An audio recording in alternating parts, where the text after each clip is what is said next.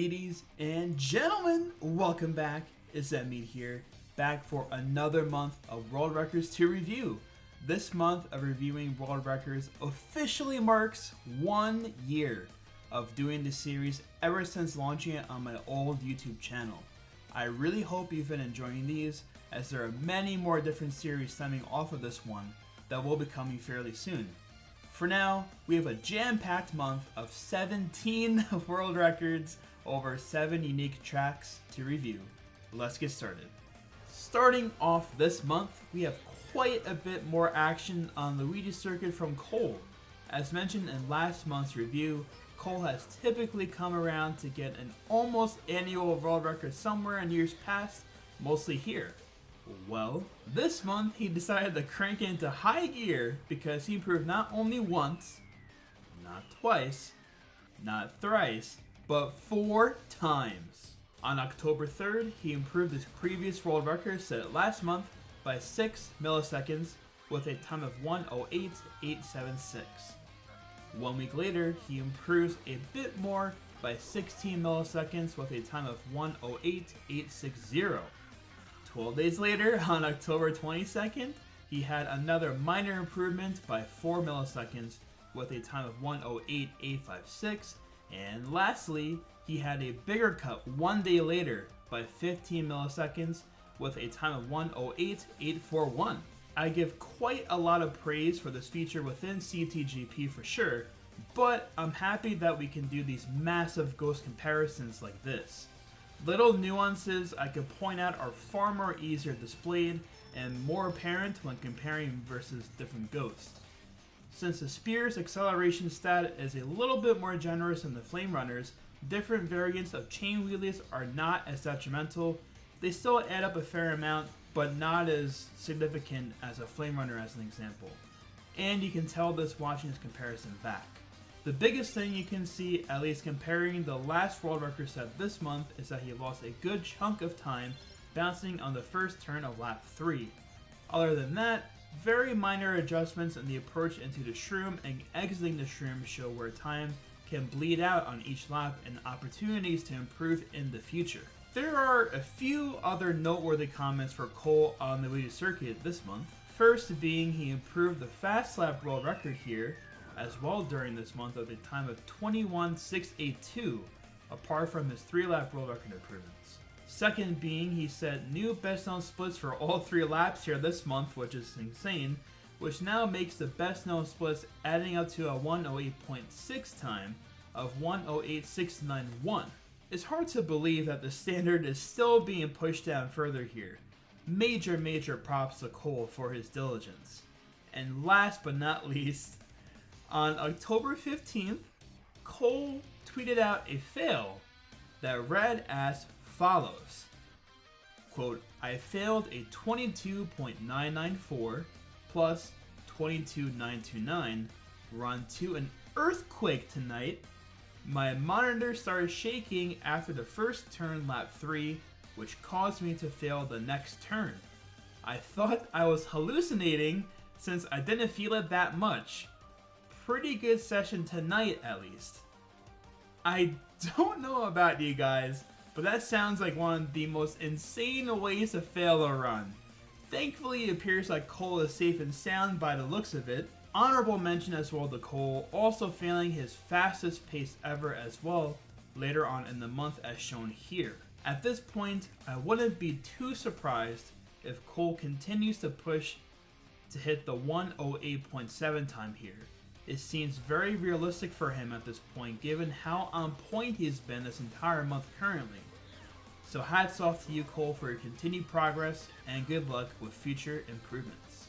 Next up, we had another improvement on Dry Ruins this month by Luke, improving upon his monumental world record set last month, ending one of the longest world record reigns we've seen by a Japanese player, Infi. Luke manages a 65 millisecond improvement with a time of 1:47.173 on October 4th. Comparing the ghosts here, Luke managed most of the time save on this lap 1 versus his previous world record last month, with slightly edging out the previous record's lap 2 and slightly losing some ground versus the previous world record's lap 3. Dry Dry Ruins has always been one of those tracks, at least to me, where reasons for time gain or time loss is not always so clear, honestly. However, I can at least note that you can definitely gain or lose some time depending on where your trajectory is leading out of the Ultra shortcut into lap 3, and how evenly you space your mushrooms on the sand, with minimizing losing time between shrooms as much as you reasonably can. The current best known splits with the 0-2-1 mushroom strategy currently give a time of 1:46.765 as of today's upload date. Even with the new strategies used now, I think it's going to be a very tough feat to hit a 1:46 time here. But if anyone is tasked for the job, I'm sure Luke will be the one to get it done if he continues here in the future. So good work, Luke, and congrats on your improvement. Okay guys, we haven't had a horrible NMeade transition in these videos recently. Let's bust another one out, shall we? From the hot, barren desert to the happy farmland, we have a lot of movement on Moo Moo Meadows this month. Haha. Sosis blazes through, notching in a total of 4 improvements here this month. On October 6th, he improved his previous world record by 17 milliseconds with a time of 1:15.576. 1 week later, he manages a 25 millisecond improvement with a time of 1:15.551. 6 days after that, on October 19th, he has a minor improvement by 6 milliseconds with a time of 1:15.545. And lastly, on October 27th, he has a more substantial improvement by 31 milliseconds with a time of 1:15.514, narrowly missing the 1:15.4 mark. Alright, there's a few things to comment on with these improvements this month.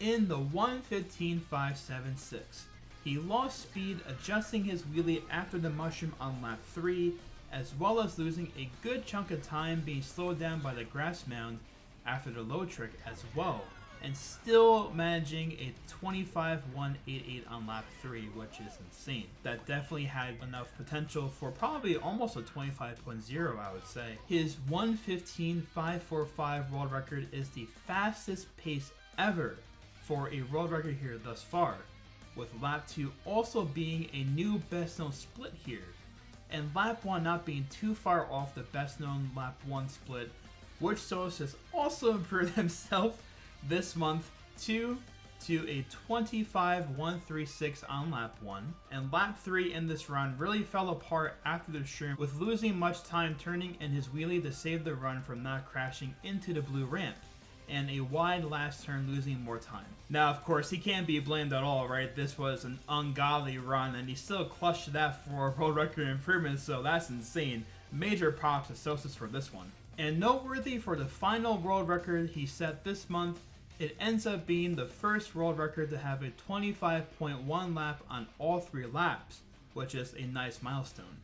The best known splits currently add up to a time of 1:15.292 as of today's upload date. In my opinion, I think Sosis will hit a 1:15.3 time here if he continues his efforts here.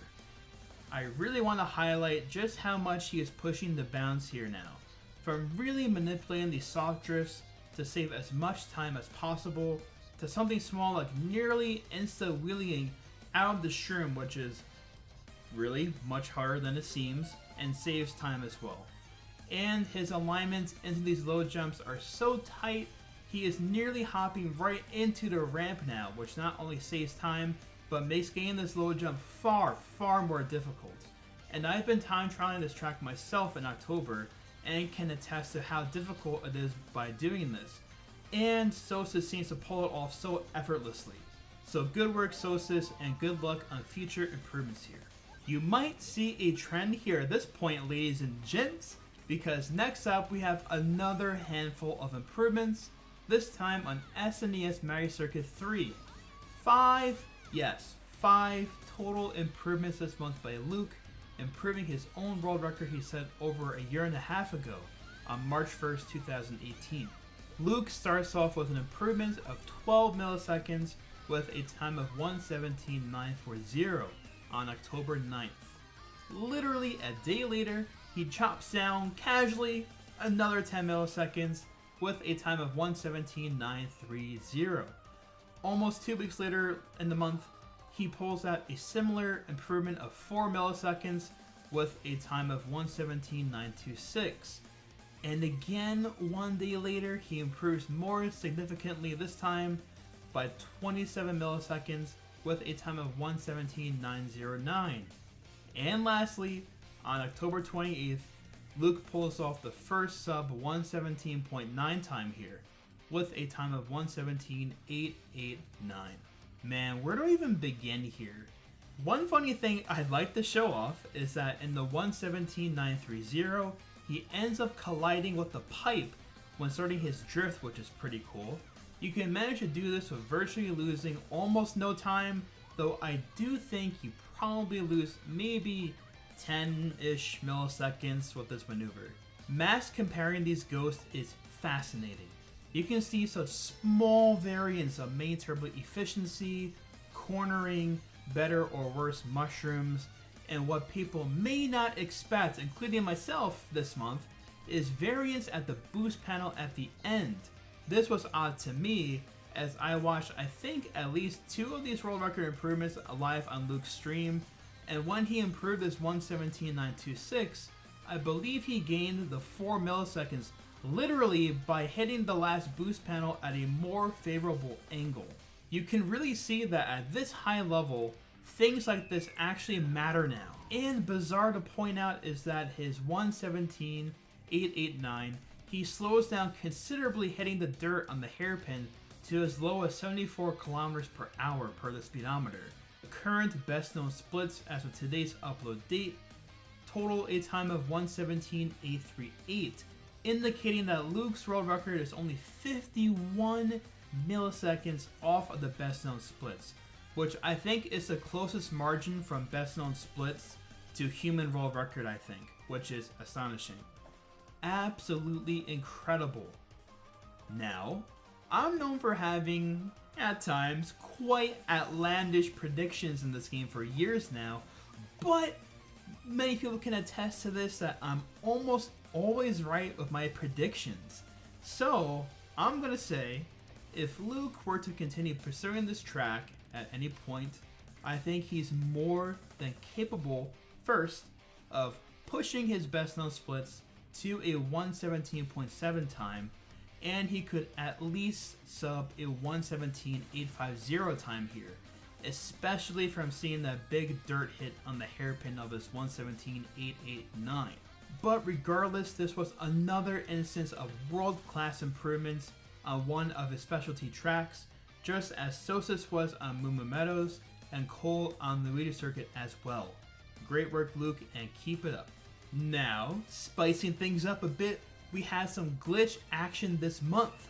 On October 17th, Bryce managed to reclaim the world record from Idris by 12 milliseconds, narrowly missing the sub 21 time with a time of 21:003. Bryce does indicate that a 19-second time here is reasonable to hit if the conditions are right, with the current best known splits adding up to a time of 19:376 as of today's upload date.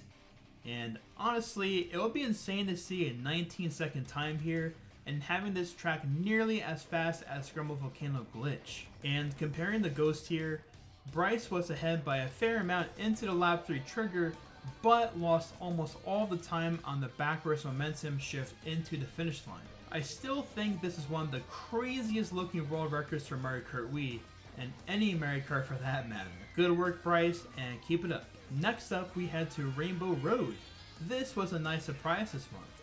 On October 19th, Anvil reclaimed the world record, beating Bob by almost 100 milliseconds, with a time of 2:24.864.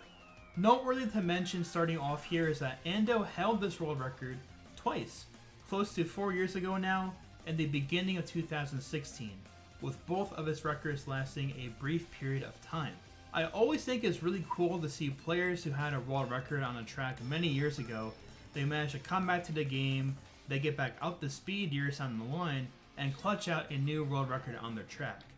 I'm going to run the comparison of Ando versus Bob here, which is awesome to watch as I wasn't able to do this new versus previous world record comparison when Bob set his time in January of this year. And as we're all watching here, Ando had most of his time save here primarily on lap 1, and that remains almost even with Bob's laps 2 and 3 splits to keep that margin of about 100 milliseconds.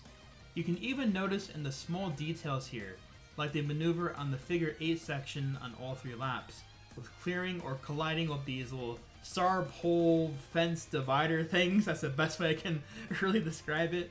I do feel that kart world records overall, besides Rainbow Road here being the fastest overall humanly at this point versus bikes, are heavily underappreciated and underrated in terms of the skill involved and what it takes to optimize these types of times using karts in Mario Kart Wii.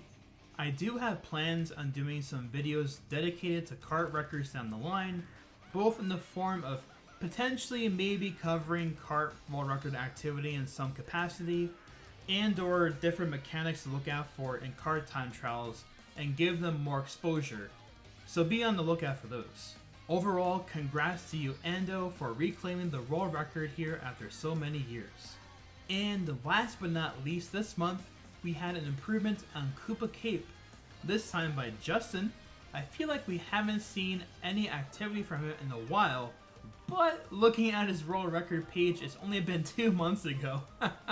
On October 26th, Justin scores a very minor improvement to the world record here by 3 milliseconds, beating Jorge's time with a time of 2:18.255. I love this. His first world record here back in January of this year, he improved the world record by 2 milliseconds. And now, he improves it by 3 milliseconds. There's a few things we can discuss here, especially when throwing up the ghost comparison.